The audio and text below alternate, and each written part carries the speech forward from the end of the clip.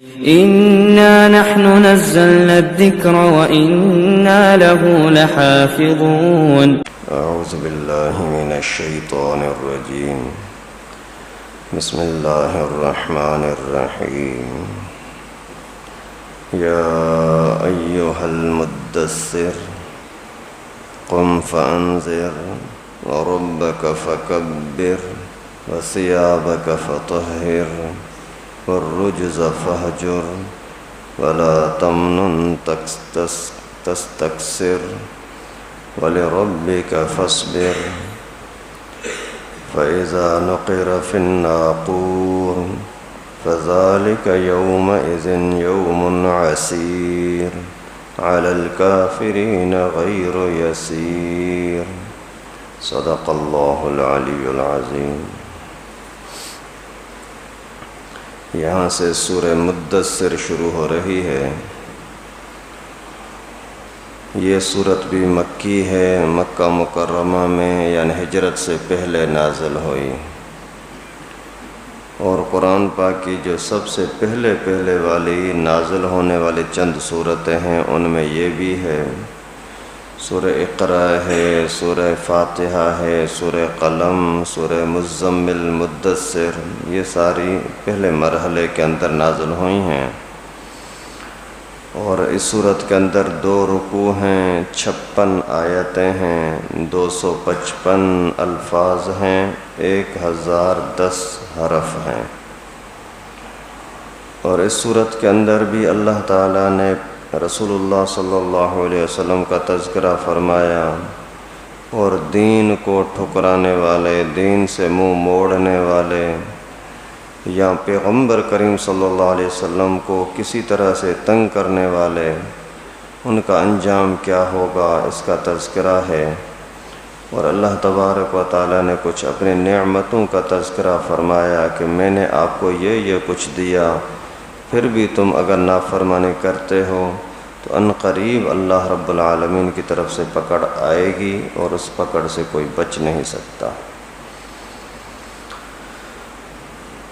اور اوپر والی صورت تھی سورہ مزمل، یہ ہے سورہ مدثر. دونوں کا ربط اور جوڑ آپس میں وہی ہے کہ وہاں بھی رسول اللہ صلی اللہ علیہ وسلم کو پکارا گیا تھا کہ اے چادر لپیٹنے والے، اے کملی والے میرے نبی. یہاں بھی یا ایھا المدثر، اے کپڑا اوڑھنے والے میرے نبی، آپ اٹھیں، لوگوں کو تبلیغ کریں، دعوت دیں، دین سکھائیں. اور اسی مناسبت سے دونوں کو ساتھ رکھا گیا ہے. اور اس صورت کے نازل ہونے کا ایک خاص واقعہ یہ ہوا کہ پیغمبر کریم صلی اللہ علیہ وسلم ایک مرتبہ یہ غار حرا کے قریب پہاڑ جبل نور، اس کے قریب کہیں تھے، تو اچانک آسمان کی طرف ایک عجیب نئی چیز نظر آئی، اور اتنی بڑی کہ اس کے پاؤں زمین پر ہیں، پنجے زمین پر ہیں، اور اس کی چونچ آسمان تک بڑی. پر اتنے بڑے ہیں کہ ایک پر ایسے مشرق کی طرف تو دوسرا مغرب کی طرف.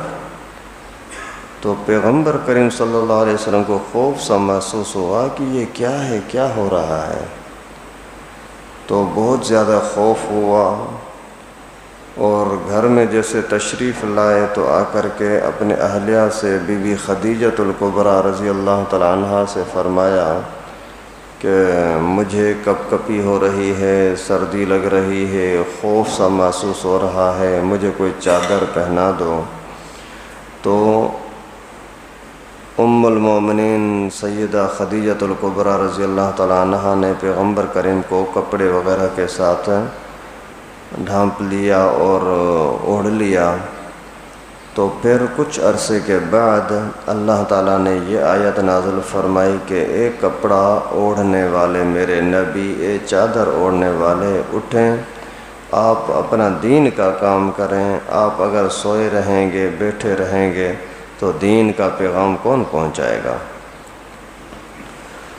اور وہ جو چیز نظر آئی بڑی خوفناک یا بڑی چیز، وہ تھا حضرت جبرائیل علیہ السلام کا اصل چہرہ، جو فرشتوں کا سب سے بڑا سردار فرشتہ ہے، اسی کو اللہ تعالیٰ نے دکھا دیا کہ یہ اصل اس کا چہرہ یا اصل اس کی شکل کیا ہے، کہ اتنا بڑا ہے کہ زمین و آسمان کے برابر، مغرب و مشرق سے برابر، پورے اسی خلا کو گھیر لینے والا۔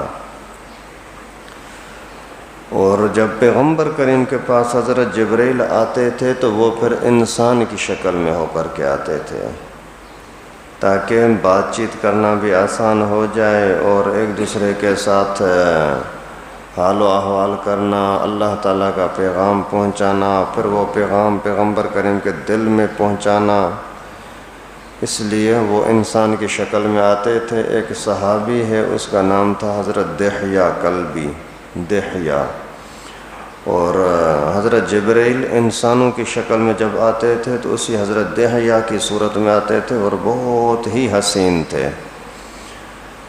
تو یہاں اللہ تعالیٰ فرماتے ہیں یا ایھا المدثر، ایک کپڑا اوڑھنے والے، چادر لپیٹنے والے، قم فانذر، اٹھیں اور لوگوں کو ڈرائیں، وَرَبَّكَ فَكَبِّرْ، اپنے رب کی بڑائی بیان کریں، کبریائی بیان کریں، وَثِيَابَكَ فَطَهِّرْ، اپنے کپڑوں کو پھر پاک ہی رکھیں، وَالرُّجْزَ فَاهْجُرْ، اور گندگی اور پلیتی سے دور رہیں، وَلَا تَمْنُنْ تَسْتَكْثِرْ، اور کسی پر احسان اس ارادے سے نہ کر کہ مجھے بڑھ کر ملے گا، وَلِرَبِّكَ فَاصْبِرْ، اور اپنے رب کے لیے صبر کریں۔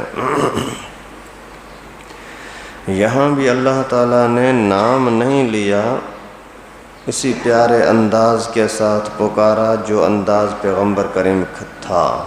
اس کی تفصیل میں نے آپ کو یا ایھا المزمل کے لفظ میں بتلائی تھی۔ تو اللہ تعالیٰ نے پیغمبر کریم کو پکار کر کے فرمایا کہ آپ اٹھیں، اپنا کام کریں۔ کیا کام ہوگا؟ سب سے پہلے نمبر پر اہم ترین یہ کہ فَأَنذِرْ، لوگوں کو اللہ تعالیٰ سے ڈرائیں، یعنی جو آگے خوفناک چیز جہنم انسان کے لیے تیار ہوئی ہے، اس جہنم کا ان کو خوف دلائیں۔ ایسا نہ ہو کہ وہ بے سمجھی میں، بے خیالی میں، لاپرواہی میں جہنمی بن جائیں، اس وجہ سے ہم ان کو ڈرائیں۔ اصل بات یہ ہوتی ہے کہ جب دو چیزیں سامنے ہوں، ایک طرف نفع نظر آ رہا ہے، دوسری طرف نقصان، تو نفع کی طرف اتنی فکر نہیں ہوتی، نقصان سے بچنا زیادہ اہم ہوتا ہے۔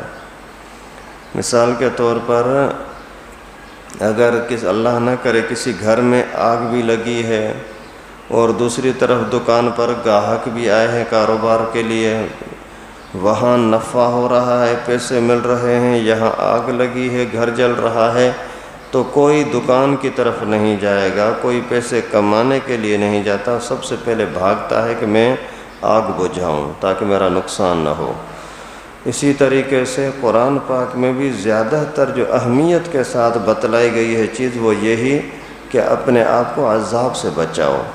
لالچیں بھی دی گئی ہیں کہ تم جنت کے حقدار بنو گے، بنگلے ملیں گے، محلات ملیں گے، اور شادیاں اسپیشل ہوں گی، کھانے پینے بہت عمدہ قسم کے ہوں گے، اللہ راضی ہو جائیں گے، بیمار نہیں ہوں گے، اس طرح کی چیزیں تمہیں جنت میں ملیں گی۔ لیکن اس سے زیادہ جو انسان کو سمجھانے کی چیز ہوتی وہ ڈرانا۔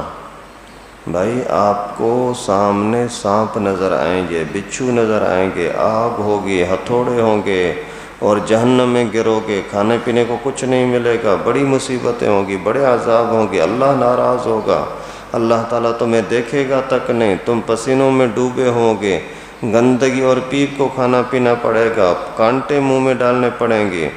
اس طریقے سے ڈرانے کی بات اللہ تعالیٰ نے فرمایا کہ آپ اپنی قوم کو ڈرائیں، لیکن ڈرانے کے لیے ضروری ہے کہ وَرَبَّكَ فَكَبِّرْ، اللہ رب العالمین کی بڑائی ان کے سامنے بیان کریں۔ جو بھی لوگ اللہ تعالیٰ کی نافرمانی کرتے ہیں نا، اس کا اصل سبب یہی ہوتا ہے کہ ان کے دل میں اللہ تعالیٰ کی بڑائی نہیں ہوتی۔ اگر اللہ تعالیٰ کی قدرت ان کے سامنے ہو نا تو کوئی نافرمانی نہیں کرے گا، کیونکہ یہ سمجھیں گے ابھی پکڑا جاؤں گا، مارا جاؤں گا۔ اگر کوئی دنیا کے اعتبار سے آدمی چوری کرنے کے لیے جاتا ہے تو بھی کتنا ادھر ادھر دیکھتا ہے، اگر کہیں سے کوئی نظر آ رہا ہے، دور سے کوئی محسوس ہوا کوئی بندہ آ رہا ہے تو بھی بھاگتا ہے۔ کیوں؟ یہ سمجھتا ہے کہ اگر اس نے دیکھ لیا تو پکڑا جاؤں گا۔ تو اسی طرح کا اعتماد اور یقین اگر اللہ تعالیٰ کے ساتھ ہو نا تو کوئی بندہ گناہ کرے گا ہی نہیں۔ اگر تنہائی کا کوئی گناہ ہے، چوری کرنی ہے، خیانت کرنی ہے، اس کے اندر اگر کوئی چھوٹا بچہ بھی دیکھتا ہے تو آدمی بھاگ جاتا ہے۔ تو اللہ رب العالمین کا بھی اگر یقین ہو نا تو پھر نہ آدمی تنہائی میں گناہ کرے گا، نہ ہی لوگوں کے سامنے گناہ کرے گا۔ تو سب سے اہم ترین چیز یہ ہے کہ اللہ تعالیٰ کی بڑائی تمہارے سامنے ہو۔ وَثِيَابَكَ فَطَهِّرْ، کپڑے آپ کے پاک ہونے چاہیے، من اللباس، یا اپنے جسم کو، اپنے آپ کو پاک رکھو۔ اگر آپ پاک ہوں گے تو لوگ آپ کی بات سنیں گے۔ آپ خود ہی اگر میلے گدلے ہوں گے تو آپ کی کوئی بات نہیں سنے گا۔ وَالرُّجْزَ فَاهْجُرْ، اور گندگی کو ہٹا دیں۔ کوئی بھی میل کچیل اخلاقی لحاظ سے، جسمانی لحاظ سے آپ کے اوپر نہیں ہونا چاہیے کہ آپ کے اگر کپڑے گندے ہیں، پلیت ہیں، کہیں جائیں گے تو لوگ بولیں گے تو اپنے آپ کو پاک نہیں کرتا، ہمیں کیا پاک کرے گا۔ اور اگر اندر سے آپ کے اخلاقی لحاظ سے کمزوری ہے تو بولیں گے تو خود ہی نعوذ باللہ تیرا ماحول اچھا نہیں ہے۔ آج کے زمانے میں ہی کوئی بندہ ہے شرابی کبابی ہے، چرس پیتا ہے، وہ کسی کو جا کر کے بولتا ہے چلو یار مسجد میں، بولتا ہے اپنی شکل تو دیکھو، مجھے مسجد میں لینے کے لیے آیا ہے، خود اپنے آپ کو نہیں سدھارتا اور میرے پیچھے لگا ہے۔ اسی طریقے سے یعنی اپنے آپ کو گندگی سے ہٹائیں، کوئی بھی میل آپ کے اوپر نہیں ہونا چاہیے۔ وَلَا تَمْنُنْ تَسْتَكْثِرْ، اور اس لیے کسی پر احسان نہ کر کہ بڑھ کے ملے۔ اللہ کے نبی صلی اللہ علیہ وسلم کو یہ تربیت کی جا رہی ہے، آپ لوگوں پر احسان کریں، جہنم سے بچائیں، ان کی تربیت کریں، آداب اخلاق سکھائیں اور شرم حیا کی باتیں ان کو سکھائیں، لیکن یہ امید نہ رکھنا کہ آپ ان پر احسان کرتے ہو کہ یہ آپ کو کچھ دیں گے، نہیں، آپ کی توجہ اللہ کی طرف ہونی چاہیے۔ وَلِرَبِّكَ فَاصْبِرْ، جب آپ یہ کام کریں گے نا، لوگوں کو ڈرائیں گے، لوگوں کو تعلیم تبلیغ اور پیغام الہی پہنچائیں گے تو لوگ لڑیں گے، گالیاں دیں گے، نفرت کریں گے، دشمنی کریں گے۔ پھر کیا کرنا ہے؟ اپنے رب کے لیے صبر کرنا، اپنے رب کے لیے صبر کرنا، لڑنا نہیں۔ وہ بھی لڑیں، آپ بھی لڑیں، مقصد خراب ہو جائے گا، مقصد حل نہیں ہوگا۔ وہ جو کریں آپ اللہ کے حوالے کرو، کیونکہ میں بھی تو موجود ہوں نا، ان کا حساب کتاب پھر میرے پاس آئے گا نا، کہاں جائیں گے؟ فَإِذَا نُقِرَ فِي النَّاقُورِ، جب پھونکا جائے گا سور کے اندر، فَذَلِكَ يَوْمَئِذٍ يَوْمٌ عَسِيرٌ، پھر وہ دن ہوگا بڑا سختی والا دن، عَلَى الْكَافِرِينَ غَيْرُ يَسِيرٌ، وہ دن انکاریوں کے لیے، منکروں کے لیے آسان نہیں ہوگا۔ اس وجہ سے آپ میرا کام کریں، اٹھیں، لوگوں کو ڈرائیں، اللہ کی کبریائی بڑائی بیان کریں، اپنے آپ کو پاک رکھیں، گندگی کو ہٹا دیں، اللہ کی خاطر کام کریں، احسان کریں، دنیا کو زیادہ کرنے کی فکر نہ کریں، تکلیف آئے تو صبر کریں۔ ایسا دن آئے گا جس دن کے اندر سور پھونکی جائے گی، سارے جاندار مریں گے، پھر سارے انسان زندہ ہوں گے، پھر وہ دن کوئی آسان نہیں ہوگا، بڑا سخت ہوگا، لیکن کافروں کے لیے تو بہت ہی زیادہ سخت ہوگا۔ تو یہ جو انکار کرتے ہیں نا، ان کو آپ چھوڑ دیں، میں ان کا حساب کتاب کروں گا۔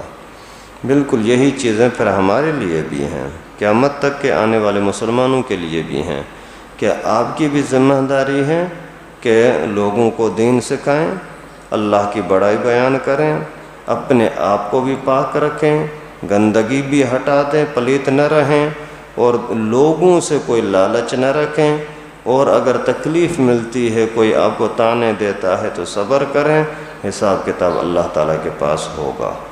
اللہ تعالیٰ سے دعا ہے کہ ہم سب کو قرآن پاک کے ساتھ جڑے رہنے کی توفیق نصیب فرمائیں، دین کا کام کرنے کی، پیغام دین آگے پہنچانے کی توفیق نصیب فرمائیں۔ وآخر دعوانا الحمدللہ رب العالمین۔ لائک کریں ہمارے چینل کو اور سبسکرائب کریں اور بیل آئیکن کو دبانا نہ بھولیں۔